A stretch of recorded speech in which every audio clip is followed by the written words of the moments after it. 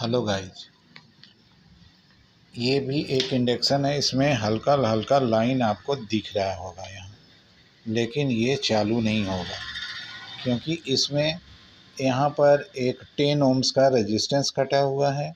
इसके पीएफ सड़े हुए हैं, ये सब हटाना होगा। और साथ में जितना भी माइक्रो स्विच है, इन सब माइक्रो स्विच को हटाने के बाद ही आप किसी निष्कर्ष पर आ सकते हैं कि ये सही है या गलत है। इसमें और मेहनत करना पड़ेगा कि केवल पैनल बना देने से आपका काम हो जाएगा। तो जिसमें सबसे बड़ा बीमारी पैनल का होता है। जब कोई इंडक्शन जैसे प्रेस्टीज का इंडक्शन हो तो उसमें लाइन जैसे देंगे तो आपका एक साथ सब ऑन हो जाएगा, बत्तियां उसकी पूरी ऑन हो जाएगी, लेकिन फिर तुरंत सेकंड भर में बंद हो जाएगा। और फिर ऑन ऑफ स्विच को भी दबाने से आपका कोई काम नहीं करेगा। तो ये प्रॉब्लम पैनल का होता है। और एक प्रॉब्लम और भी होता है कि बहुत लोग जो है बहुत दिनों तक उसको ठीक से सर्विस नहीं देते हैं, उसमें पानी वानी का मॉइस्चर चल जाता है, उसका जो माइक्रो स्विच होता है वो ख़राब हो जाता है, रस्टेड हो जाता है, जिसके कारण वो ख़राब हो जाता है। तो आप इसमें देखिए, जो रस्टेड था मैंने उस सब को बदल दिया। यहाँ तक कि इसमें 104 का एक पीएफ जो ख़राब था उसको चेंज किया और 10 ओम्स का एक रेजिस्टेंस को भी चेंज किया। अब इसके करने के बाद आप जब देखेंगे, एक काम कीजिएगा, उसमें आप बहुत सारा रेजिस्टेंस होता है, पीएफ होता है, तो इस तरीके से हल्का उठा के देखिएगा। तो देखिए ये यहाँ ये भी निकल गया। तो इस तरह से जब निकल जाए तो आप उसको दूसरा नया लगा दीजिए, क्योंकि जब तक नया नहीं लगाइएगा ये प्रॉपर वर्क नहीं करेगा। यहाँ भी एक रेजिस्टेंस रस्ट होकर टूटा हुआ था, मैंने इसे भी लगा दिया। अब इसके बाद अभी क्या है कि इसको लगाना ज़रूरी है। 104 का एक पीएफ लगाए, जो वहाँ लगा हुआ था रस्टेड था, उसको मैंने हटा दिया। और अब हम लाइन देंगे। लाइन देने के बाद आपका ये पूरा ग्लो करेगा। तो ये ध्यान में रहे कि जो जो चीज़ रस्ट है उसको थोड़ा सा कोई भी स्क्रू ड्राइवर पतला रखेंगे, उसके थ्रू हम उसको हिला कर देखेंगे।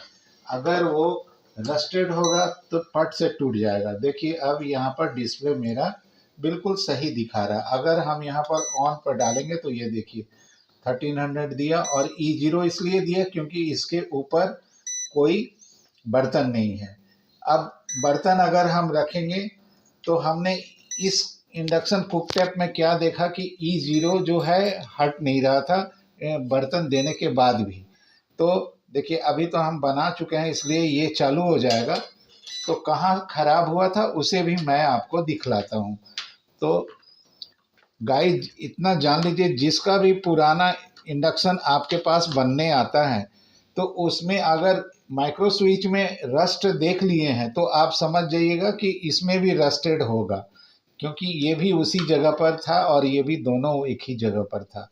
तो यहाँ भी आप जब चेक करेंगे तो ये देखिए सारा का सारा जंपर लगा हुआ।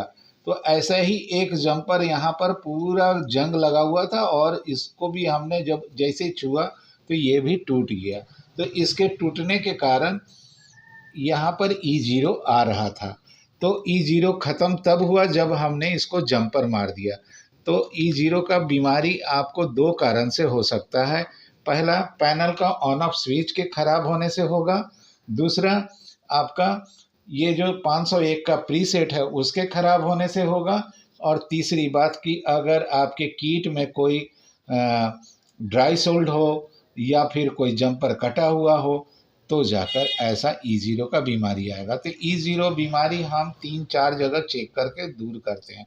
अब ये देखिए आपका ये बन चुका है। अब इसको हम सब कुछ लगा देंगे और लगा करके टेस्ट करेंगे तो ये आपका E0 का बीमारी बिल्कुल ख़त्म दिखेगा। अब देखो गाइस, अभी हम इसको दिखाते हैं आपको। ये पानी वगैरह सारा चीज़ गर्म करना शुरू कर देगा।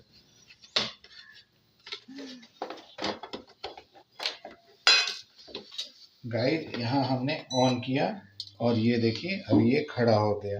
ये 1300 पर चालू है और ये थोड़ी देर में पानी गर्म करेगा। तो इस तरीके से E0 बीमारी को हम कहाँ कहाँ से दूर करते हैं वो देख लीजिए। और पैनल बनाने का तरीका भी आपको बता दिया कि पैनल के लिए कोई एक ही बटन हटाना तभी ज़रूरी है जब नया कोई इंडक्शन कुकटॉप आपके पास आए। आपको लग रहा है कि सब फ्रेश है, लेकिन जब फ्रेश नहीं है, रस्टेड आ रहा है, तो टोटल को चेंज करेंगे।